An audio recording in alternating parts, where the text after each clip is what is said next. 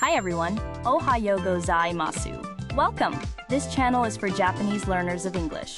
Kiyomo shadowing no lesson wo yadakimasho. Listen to today's real native conversation.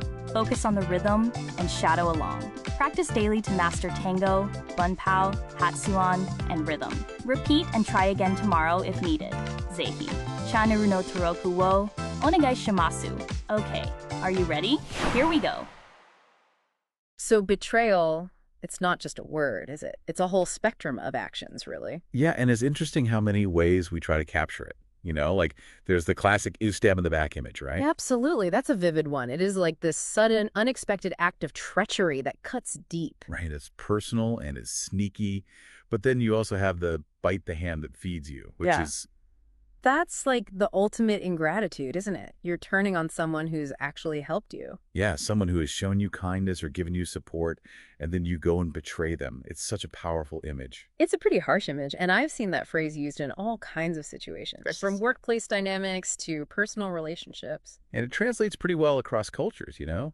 That basic idea of repaying kindness with harm. For sure, it's a universally understood concept.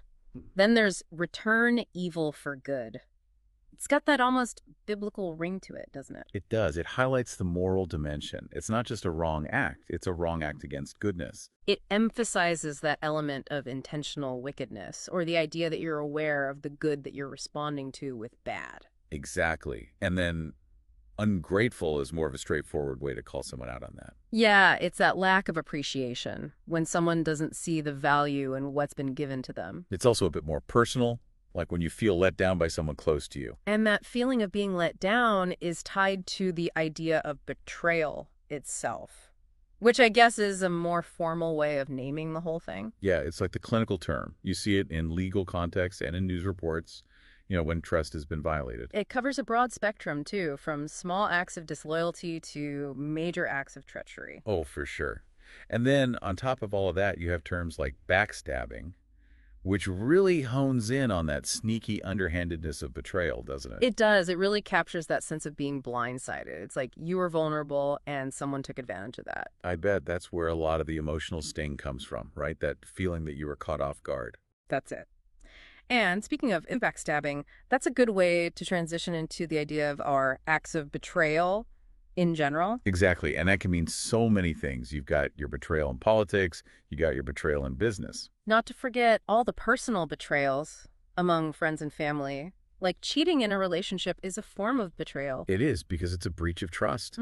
And it's often very painful because it's so personal. An act of treachery, that's got this more serious, like, historical tone to it, doesn't it? It sounds like something out of a play or a historical drama. Yeah, it evokes images of conspiracies and grand betrayals, you know, like in a Shakespearean tragedy. Oh, for sure. And that's where the more casual and slang versions come in, right? Things like sell out for the person who betrays you. That's a good one because it implies that the person is sold out, you know, for profit gain or selfish reasons. Yes. They've basically switched sides, maybe for money or power, that sort of thing. And when someone is two-faced, you start getting to the core of what's really so upsetting about betrayal. The feeling that you were tricked or fooled. Right. The idea that they weren't who you thought they were. Like, they presented one face, but behind your back, they were another person. It really comes down to that broken trust and the sense that someone has betrayed your expectations. So whether it's a stab in the back or biting the hand that feeds you, all these different terms capture an aspect of what makes betrayal so upsetting, right? Yeah, it's such a deep and complex experience.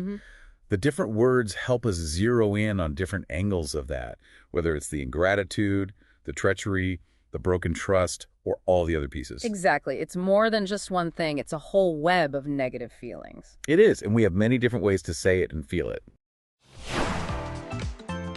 All right, we've finished today's lesson. How did you find it?